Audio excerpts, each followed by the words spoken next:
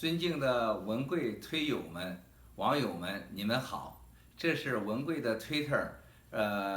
推友们这个达到了15万的文贵的感谢的视频，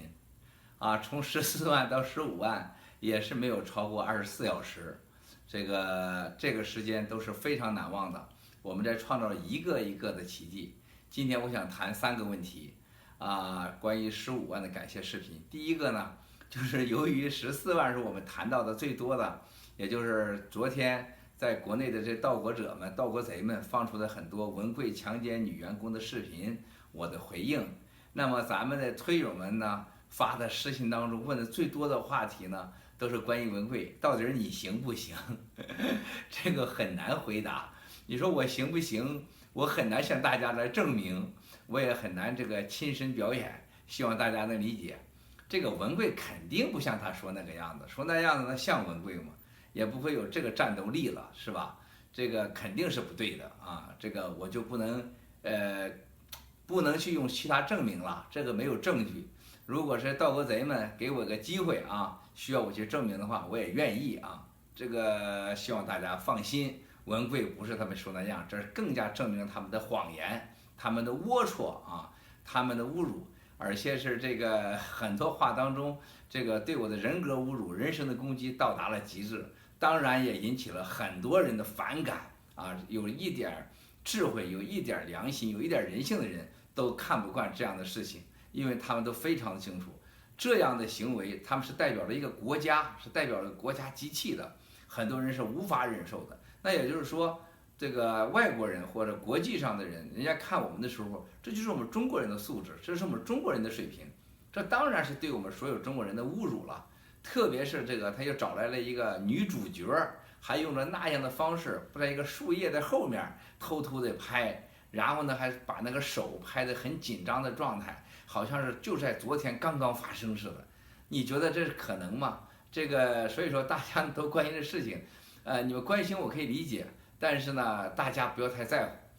太在乎了我们就上他当了。他虽然给我们做了广告、做了宣传，但是我们不要太在乎，这是第一个问题。第二个问题呢，现在就是说的这个，今天呢，我收到了很多这个泛亚的受害的这个咱们的同胞们，这些草根的百姓们，还有这个易租宝的这些受害的这些同胞们，还有百姓们，发来了很多的资料，这些资料太多了，而且这几天来，这个盗国贼们拼了命的用垃圾邮件来攻击我所有的邮箱，然后我挨着每个看，我看了很多个小时，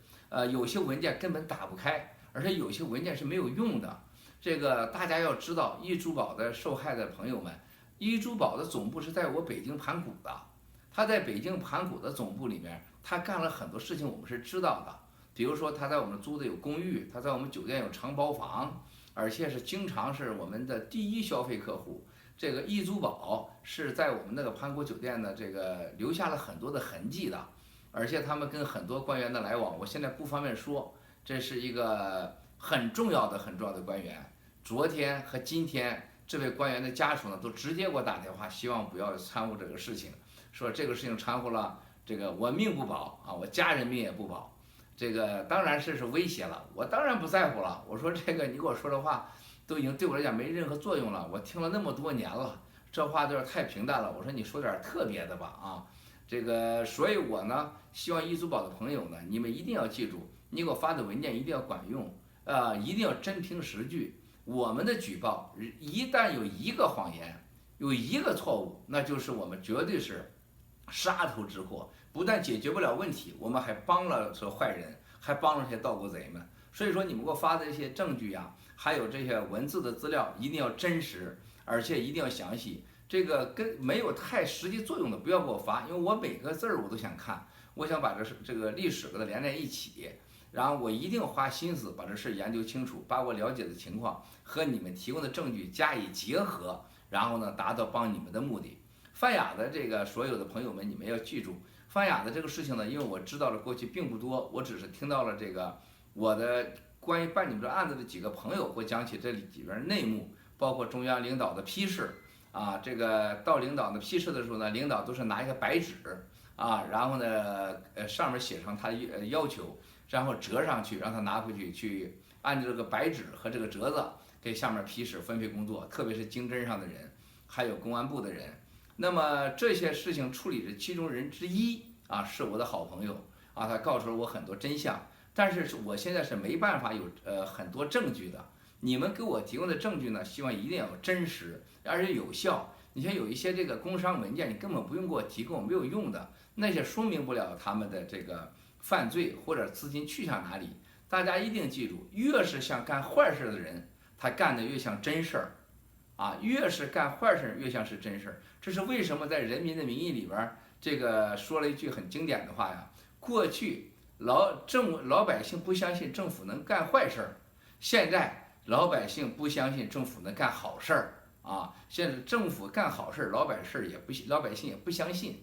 那么为什么呀？就是他们作假做得太真了啊！这些干坏人的人都是跟政府的腐败官员、盗国贼们是一起的。就包括现在你看到的这个海航的这上万亿的贷款，还有其他几个巨头们上万亿的、几万亿的贷款，他可以说没有一样是真的。他有一样是真的，他也不可能带来这个钱。包括他们这些钱转到海外以后，就在我家隔壁啊，都有这个比我家房子还贵的这公寓啊，他钱哪来的呀？他肯定不是挣来的，他都是人民的血汗钱，存到银行里的钱。包括现在这个很像海航在外买的这些飞机啊，几架飞机服务一个人，包括在海外买的别墅，包括以投资的名义洗钱的这些事情，他都要经过法律程序和法律手续的。你给我这些没有用。我们关键要找到是他们的钱去哪儿了，这是什么？他的钱去哪儿了？他们作假的这些文件啊，这是关键之关键。然后是当事人，这个当事人一定是最重要的。你比如说现在这个跟我一直保持联系的，说要为这个泛亚要做事的人，他们就一再说他们掌握某些关键的人的钱的去向和资金现在所在的地方。而且它有银行的流水的账，这个太重要了啊！这个就不是说找一个人坐在那儿在树叶后面讲几句话的问题了，说这个是很关键的啊。这是泛亚的，包括这个李明的，还有徐明的啊，还有雷洋的，还有泸州事件的这些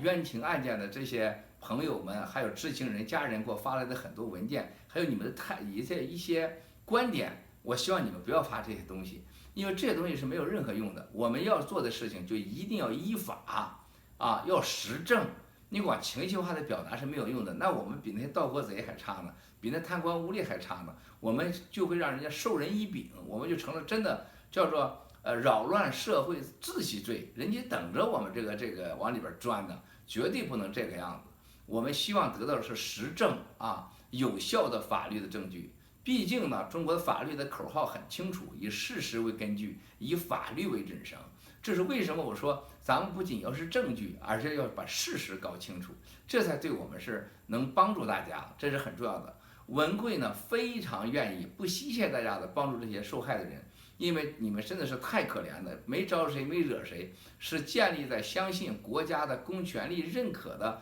营业执照、税务登记证、法律文件。而且有很多官员站台，还国家金融机构站台的情况下，把自己一辈子的这个保命钱押给放他们身上去了。我这个能有身同感受，因为我的老家也有人被骗啊，其中我这个远房亲戚这多次要自杀啊就被骗了。虽然这是很愚昧、很无知的行动，但是呢，我能身同感受啊，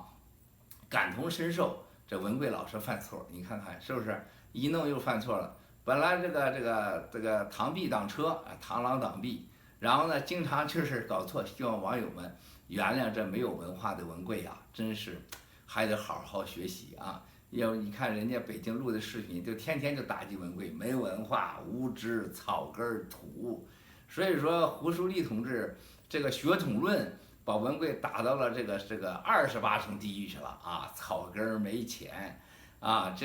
这个文贵这个形象改变很难，现在就是我有文化也表现不出来了，所以紧张，是不是？本来是螳臂挡车，搞成螳螂挡臂，刚才感同身受又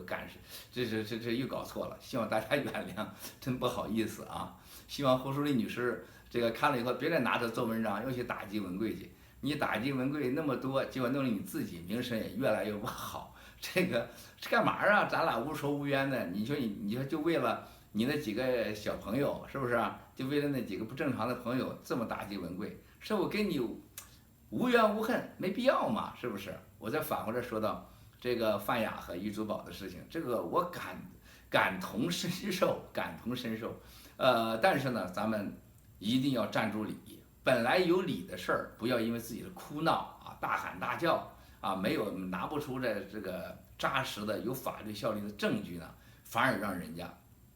把我们的这个正义的追求和诉求全都给掩盖了，而且找出理由来还能把我们给打倒，这是不好的。那么就像我现在爆料的这一系列事情一样，我就是按照我的计划进行啊，我很清楚啊往下发展的事情是什么情况，现在一切是刚刚开始啊，这个一切刚刚的开始，就是说对方坏人的力量是超出我们想象的，在敢干坏事儿又能干坏事儿，干了坏事儿还能在那当官儿，还能让你这个没办法，这都不是一般的人。这个我们都很善良，或者我们都希望善良，人都很善良，但是这个世界上一直以来，坏人总是比好人命长，坏人的本事永远比好人命大，这确实是一个普遍的现象，而且特别是在我们中国这种社会环境里啊，我们现在用这种体制情况下，更显得这个突出这个问题，坏人高高在上，好人永远被欺负，所以说我们必须得小心，我们得团结，我们也保全住自己。这是我对易珠宝还有范雅还有这几个关键事件的这个一个看法。包括呢我下一步的全球新闻记者招待会，我希望你们呢都能这个拿着真实的证据啊，实际证据，我会给你们一个时间啊，在这个全世界的媒体前，我们要中英文和世界多种语言版本，让全世界人民知道，我们中国这样的国家发生了几十万、上百万的这样的公开的金融诈骗，背后支持者就是这些盗国贼们啊！我们一定要向全世界发出声音，你们一定要相信，这个世界绝对不会被这些盗国贼们彻底控制，不管他们有多嚣张，他们今天的所有的嚣张，也就是他们灭亡之时，历史上从来没有一个中国的盗国贼们在世界上有如此大的影响力，世界人民也会看不下去的。西方的社会呢，因为它是法治社会，反应的较慢，比较慎重，但是一旦西方社会反应过来，这个力量是巨大的。所以很多人说把我这个所有的推特上的这个推文变成英文语言，我们早就在准备了。但是一开始说我们并不想这样做，这也不在计划之中。我们希望形成了一定的效应之后就是这个最起码能达成蝴蝶了，蝴蝶效应才能发生。在蝴蝶之前，我们不需要西方的了解，他们也搞不明白。现在我们长成蝴蝶以后，才能达成蝴蝶的效应。这是你们看到我的照片当中，推友在我的办公室有一个蝴蝶的一个画啊。我要求我自己现在尽快长成蝴蝶，再跟西方一起推动起来蝴蝶的效应。这是第二个问题。第三个问题呢，就现在大家比较关心的，我特别的感谢所有推友还有这个朋友像郭宝胜先生这个都是非常震惊的这个听说了这个中国公安部长郭声琨，还有中国国务院巡视组这个相关的人，其中代表的，因为巡视组的组长是王岐山还有这个孟建柱，还有一个就是现在我们的中组部的人。这次听说来的代表团当中有一个中组部的局长这个主要是商谈大概其他的多个问题之中其中一个就是我和令完成先生的问题他们要不惜代价以国家的利益国家的这个经济开放、金融开放这个包括一些这个技术的这个方面问题、知识产权的问题这些金融牌照的给予，来换取把我和令完成先生给所谓的给遣返这是他们痴心妄想，绝对不可能的。如果在美国这个事情能发生这样的事情的话，我们也认了，因为我们这些人被一个国家，被这样的世界上最尊重的美国这样的一个民主制度，要如果给我们给卖掉了，给出卖了，那我们也没有什么选择了。但是我相信我们的能力和朋友的这种关注和推友们对我的这种信任和支持，一定不会发生了。但是我必须感谢今天下午呢，最多的是推友对这方面私信来的关心，这个关心让文贵特别的感动啊，这个感动是没法言语的啊。像郭宝生先生马上就发出了这个视频，很多人发来了这个私信，而且很多人表示，包括律师啊，还有外国的很多朋友啊，律师就表达要全力支持我，免费支持我，啊，这股力量只有在西方这样的社会真的能看到。如果在中国的话，今天下午我收到这些私信当中的人，你们都被抓起来了，你们都被维稳了，你们那叫以国家作对啊！你们是国家的公敌啊！以牺牲国家利益，甚至煽动反革命，就是违反国家利益了。这就是西方和中国最大的不同。这也就是我到今天我去非常认真的推动中国，真的是以法治国啊，治理的治，以法治国。我们中国有法治的，没人去按照那个执行啊，以法治国。我也真希望王岐山书记说到打铁还需自身硬，真的大家都能硬起来啊！我也真需要把权力关到笼子里，你不能关到你王岐山、孟建柱书记的笼子里，然后呢，所有人都得听你俩的，那不行。这个权力关到笼子里，关到谁那儿去了？不关你两个，你俩在笼子外边，那能行吗？9000多万个党员都进你那笼子里面去了，然后呢，你在笼子外边，你拿着那笼子的钥匙，你想干啥就干啥。中国不就是这样吗？那么包括今天啊，因为我很抱歉，就是第14万的感谢视频当中，我提到了一些这些视频当中涉及到明星的事情，这个也有几个跟我熟悉的明星呢，这个给我打电话啊，发信息，就担心我提到这事情啊，这个特别是在我们中南海的南院警卫局那小餐厅发生的事儿啊，这几位明星呢说千万不要提到他，提到他们就没法活了啊。这个我不会提到你们的，你不给我打电话，你不发这个信息，你不找人火烧手，我不会说到你们的。我最大的可能不去伤害到你们，包括在对面我说的那个北京饭店里发生的事情啊，贵宾楼发生的事情，我都不会说啊，我都不会讲。但是呢，我会通过其他办法，我让那位男主角，让几位男主角会让他们知道。但是别把我逼急了啊，我逼急了那也没办法，我不能说100%。大家网友还很关心的事情，说赶快别把你杀了，你的爆料证据没了，这个放几个地方啊，给我出很多主意。希望网友别再浪费咱们大家的时间，你们不要关心我这个事情。文贵能走这条路之前，我准备了几年了，过去几十年的心理准备和这个大环境的准备、挣钱的准备、关系的准备，在我这个事情发生是2015年1月份啊。到现在我也准备了几年了，我把所有的遗书都写好了啊，所有遗书都写好，所有的资料都放到了9个以上的地方啊，而且都是绝对的安全的，不管我发生什么事情，爆料的事情都会越来越大，所以你们不用担心，文贵没那么笨。包括一些网友提醒我呀，你注意这个露台上照相啊，这个你赶快离开呀，希望你们不要浪费时间，也别浪费我的时间。大家给我发这种私信，我看不完，一天6、7千的私信，我看到我眼都花了。这个今天晚上你们看我穿这个，就是家里有人这个来吃饭，大家都不高兴，看得我心慌神乱，老看手机。因为我真的想每个人的信息我都想回去，但是这种信息你们真的不要发了。就关心我，包括把我的推文发给我的事儿，你们真的别干了。这个我真的看不完。大家发一些有用的信息，关于对文贵的安全呐、担心呐、建议，我都可以感激理解，但是不要再发了，这个拜托了，拜托了，好不好？包括我再回到说这些女明星们、演艺人士，包括几个男明星们、男演艺人士，这个你们所有这些信息呢，你放心，文贵竭尽全力会保护的，尽量不涉及你们。这场斗争最后就会剩下我们几个人，不会有很多人参与，包括今天这些五毛们。包括那些录制视频的人，你放心，很快你们都会消失。不是我让你们消失，是盗国贼会让你们消失。薄熙来案件、令计划案件、钟永康案件，在这之前的人，你们去想想，还有几个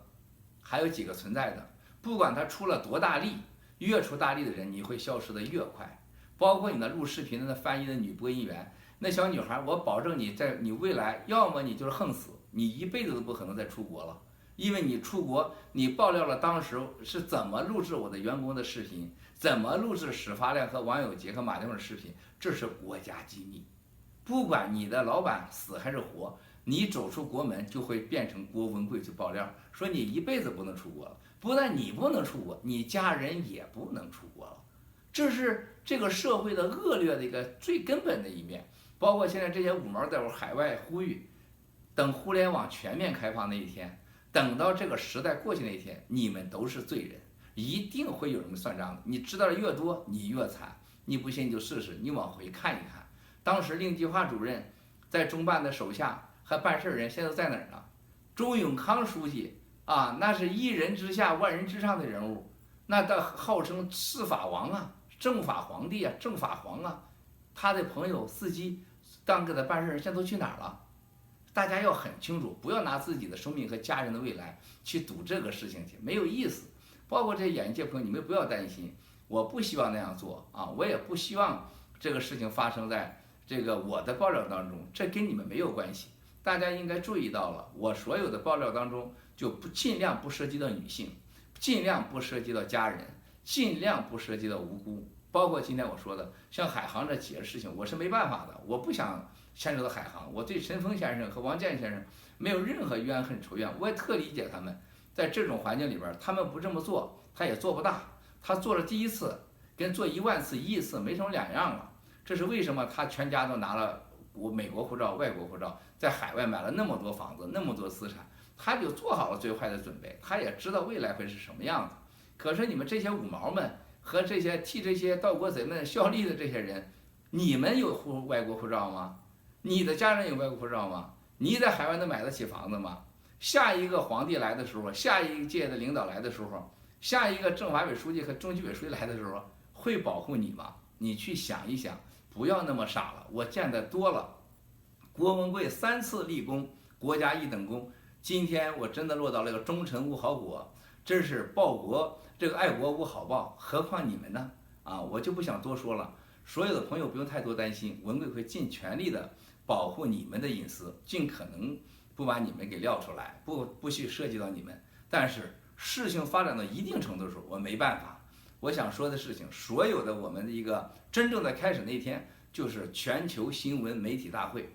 从那个全球新闻媒体大会之后，我们的事情怎么发展，这是不是我一人决定的，是我们多方决定的。那我们就拭目以待吧。再次的感谢所有的关注文贵的推友们，文贵希望在下一个16万的时候咱们再见，16万推特